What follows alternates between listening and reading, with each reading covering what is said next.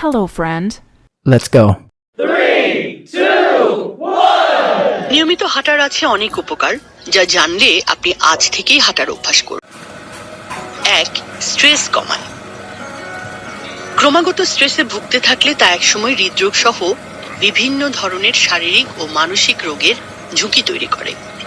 তাই জীবন থেকে স্ট্রেস আপনি পুরোপুরি ঝেড়ে ফেলতে না পারলেও স্ট্রেস মোকাবেলায় প্রয়োজনীয় পদক্ষেপ আপনাকে নিতেই হবে। স্ট্রেস মোকাবেলায় খুব সহজ একটি উপায় হলো নিয়মিত হাঁটা। হাঁটলে শরীরে এন্ডোরফিনের উৎপাদন বাড়ে। এন্ডোরফিনকে বলা হয় ফিল গুড হরমোন, কারণ এই হরমোন নিঃসৃত হলে ভালো লাগার অনুভূতি সৃষ্টি হয়। এতে মুড হয় চাঙা, দূর হয় ব্যথা বেদনার অনুভূতি। আপনি যখন স্ট্রেসে ভোগেন তখন শরীরে কর্টিসল নামে এক ধরনের হরমোন নিঃসৃত হয়, যা শরীরের জন্য ক্ষতিকর। নিয়মিত হাঁটা কর্টিসলের মাত্রা কমায়, এতে কমে স্ট্রেস। 2. বাড়তি ওজন কমে। বাড়তি ওজন নিয়ে চিন্তিত? নিয়মিত হাঁটুন।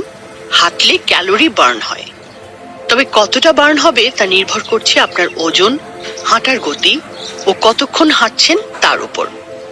সহজ একটি হিসাব হলো 150 পাউন্ড ওজনের কেউ যদি ঘন্টায় 4 মাইল বেগে 30 মিনিট হাঁটে, তাহলে ক্যালোরি বার্ন হবে 150 ইউনিট।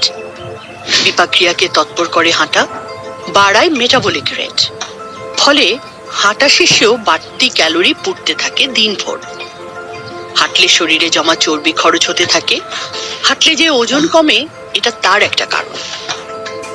গ্রেলিন এবং লেপটিন হরমোন দুটোকে বলা হয় হাঙ্গার হরমোন, কারণ এরা ক্ষুধার অনুভূতি নিয়ন্ত্রণ করে। হাঁটা এই হরমোনগুলো নিয়ন্ত্রণের মাধ্যমে অতিরিক্ত খাওয়ার প্রবণতা ও ক্ষুধাবোধ কমায়, প্রকারান্তরে কমায় বাড়তি ওজন। 3. মনোযোগ বাড়ে। হাঁটলে মস্তিষ্কে এন্ডোরফিন, ডোপামিন এবং সেরোটোনিনের উৎপাদন বাড়ে। এই হরমোনগুলো মুডকে ভালো রাখে এবং মনোযোগকে উন্নত করে। অনেককে দেখবেন পরীক্ষার আগে বই হাতে পায়চারি করতে করতে পড়ছে। মনোযোগ বাড়াতেই এটা করা। স্ট্রেস ও অতিরিক্ত চিন্তায় মন আচ্ছন্ন থাকলে মনোযোগও ব্যাহত হয়।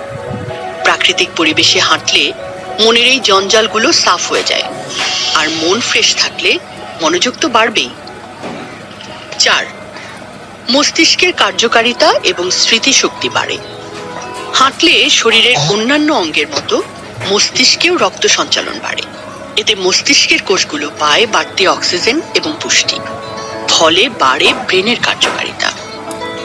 মস্তিষ্কে হিপোক্যাম্পাস নামে একটি অংশ আছে, যা স্মৃতি এবং শিক্ষণ প্রক্রিয়ার সাথে সম্পৃক্ত। মস্তিষ্কে বাড়তি রক্ত প্রবাহ হিপোক্যাম্পাসের জন্য উপকারী। নিউরোজেনেসিস নামে একটি প্রক্রিয়ায় মস্তিষ্কে নতুন নিউরন জন্মে।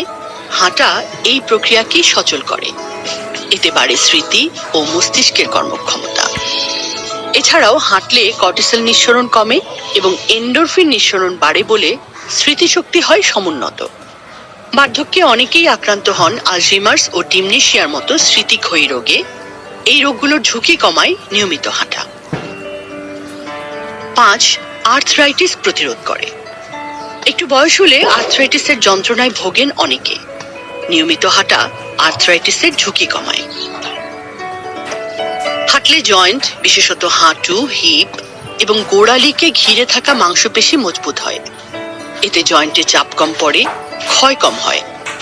এছাড়াও নিয়মিত হাঁটলে এক ধরনের হয়ে জয়েন্টগুলোকে পিচ্ছিল রাখে, ফলে জয়েন্ট থাকে নমনীয় এবং কর্মক্ষম। কার্টিলেজ নামে এক ধরনের টিস্যু আমাদের জয়েন্টকে সুরক্ষা দেয়। কার্টিলেজ ভালো রাখতে নিয়মিত চলাচল প্রয়োজন, যা মেটে নিয়মিত হাঁটার মাধ্যমে। জয়েন্টে ব্যথা এবং আর্থ্রাইটিসের অন্যতম কারণ হলো প্রদাহ। শরীরে ইনফ্লামেশন বা প্রদাহের কারক পদার্থগুলোর মাত্রা কমায় হাঁটা। নিয়মিত হাঁটা হাড়ের ঘনত্ব বাড়িয়ে হাড়কে মজবুত করে। হাড় মজবুত থাকলে জয়েন্টের ক্ষতির আশঙ্কা কমে। এতে প্রতিহত হয় আর্থ্রাইটিস। Thank you. Goodbye.